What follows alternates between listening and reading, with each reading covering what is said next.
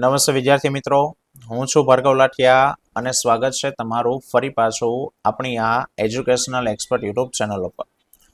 મિત્રો, આજે આપણે ધોરણ 7માં વિષય વિજ્ઞાન અને ટેકનોલોજીની અંદર ગાલા સ્વાધ્યાય પોથીમાં પ્રકરણ નંબર 5 ભૌતિક અને રાસાયણિક ફેરફાર જે આપણું ચાલે છે બરાબર, તેની અંદર આજે આપણે ટૂંકા પ્રશ્નોની વાત કરવાના છે, એટલે કે 2 ગુણવાળા.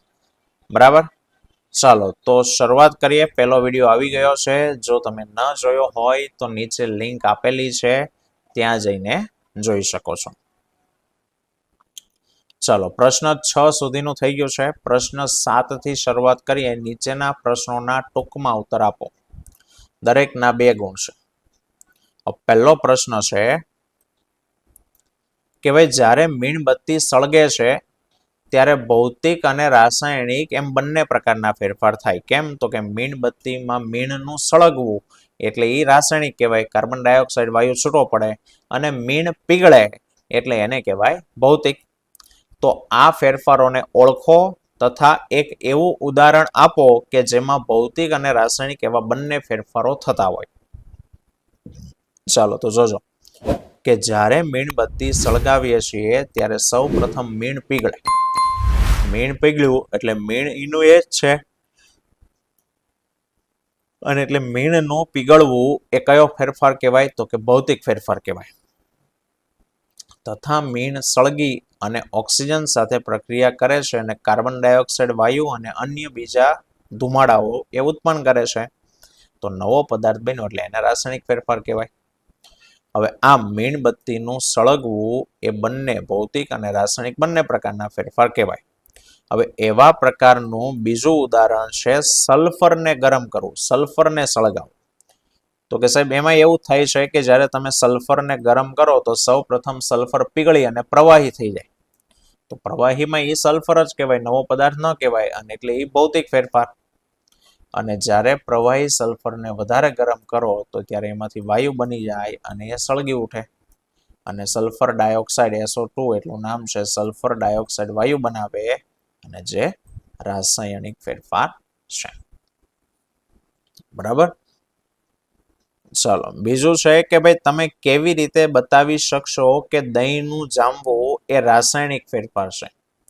દહીં બન્યું એ રાસાયણિક ફેરફાર કેમ કહેવાય? તો મેં તમને શીખવાડ્યું છે કે જો નવો પદાર્થ બને તો રાસાયણિક ફેરફાર કહેવાય, પદાર્થ ઈનો ઈ હોય તો રાસાયણિક કહેવાય નહીં. ચલો જોઈએ કે ભાઈ, દહીં બનાવવા માટે મૂળ પદાર્થ તો દૂધ છે, અને દૂધની અંદર બેક્ટેરિયા છે જે પ્રક્રિયા કરી અને નવા ગુણધર્મ વાળો પદાર્થ દહીં બનાવે. દૂધનો સ્વાદ અલગ છે, દહીંનો સ્વાદ અલગ છે. રેડી? અને આમ દૂધ અને દહીં બંને જુદા જુદા રાસાયણિક ગુણધર્મો વાળા પદાર્થો છે, અને તેથી દહીંનું જામવું એ એક પ્રકારનો રાસાયણિક ફેરફાર કહેવાય. ત્રીજો, સમુદ્રના કિનારાના પ્રદેશમાં રણ વિસ્તારના પ્રદેશો કરતા લોખંડને કાટ ઝડપથી લાગતો હોય છે. સમજાવો. રણ વિસ્તાર કરતા સમુદ્ર વાળા પ્રદેશો હોય એની અંદર કાટ કેવો લાગે? તો કે વધુ લાગે, ઝડપથી લાગે. કારણ? તો કે ભાઈ, હવા અને ભેજની હાજરીમાં લોખંડને કાટ છે તે ઝડપથી લાગે. લોખંડની વસ્તુ હવા અને ભેજની હાજરીમાં ઝડપથી કટાય.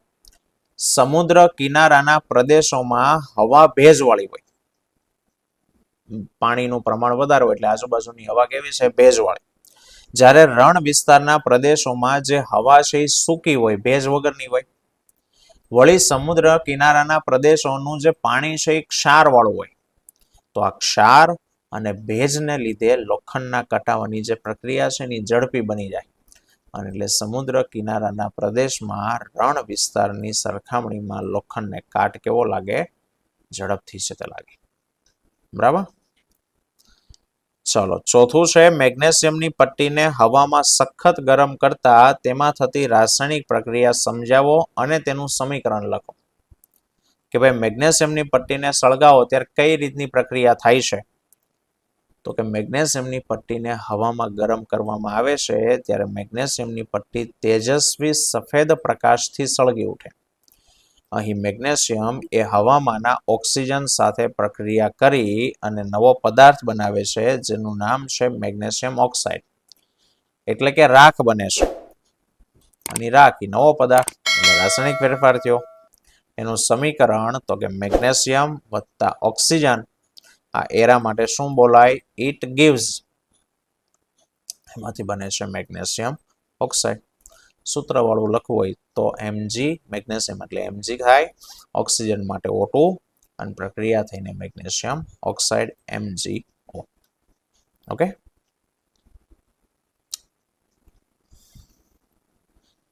ચાલો પાંચમું છે કે ભાઈ કોપર સલ્ફેટના એસિડિક દ્રાવણમાં લોખંડનો ખિલ્લો અથવા તો ખિલ્લી મૂકવામાં આવે તો થતી પ્રક્રિયા સમજાવો અને તેનું સમીકરણ લખો. તો સાંભળજો કે ભાઈ કોપર સલ્ફેટના દ્રાવણમાં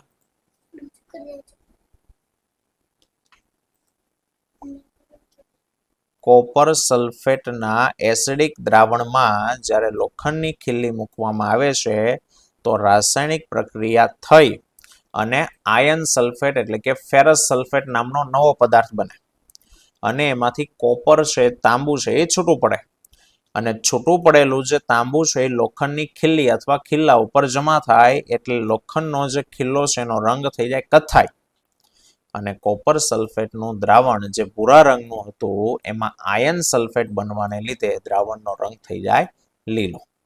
તો જે પ્રક્રિયા થઈ એનું સમીકરણ કોપર સલ્ફેટ એટલે કે CuSO4, એમાં તમે લોખંડની ખિલ્લી નાખી એટલે કે Fe, તો પ્રક્રિયા થઈને FeSO4 બને, આયર્ન સલ્ફેટ અને કોપર એટલે કે Cu છૂટું પડે. છઠ્ઠું, ચૂનાના નીતરિયા પાણીમાંથી કાર્બન ડાયોક્સાઇડ વાયુ પસાર કરતા થતી પ્રક્રિયા સમજાવો અને તેનું રાસાયણિક સમીકરણ લખો. તો કે ભાઈ ચૂનાના નીતરિયા પાણીમાંથી જ્યારે કાર્બન ડાયોક્સાઇડ વાયુ પસાર કરવામાં આવે છે ત્યારે કેલ્શિયમ કાર્બોનેટ નામનો સફેદ અને અદ્રાવ્ય પદાર્થ બને અને સાથે પાણી બને છે. અને એ જે પદાર્થ બન્યો એ પાણીમાં દ્રાવ્ય થતો નથી અને એટલે દ્રાવણમાં કેલ્શિયમ કાર્બોનેટના સફેદ કણો દેખાય જેના કારણે દ્રાવણ દૂધિયા રંગ, દૂધિયો એટલે વાદળી રંગ નહીં પણ દૂધિયો એટલે દૂધ જેવા સફેદ રંગનું છે તે દેખાય. બરાબર. તો સમીકરણ છે ચૂનાનું નીતરિયું પાણી plus carbon dioxide, it gives calcium carbonate plus પાણી. સાતમું, રાસાયણિક ફેરફારો દરમિયાન નવા પદાર્થો ઉત્પન્ન થાય છે તે ઉપરાંત બીજી કઈ વધારાની ઘટનાઓ બને?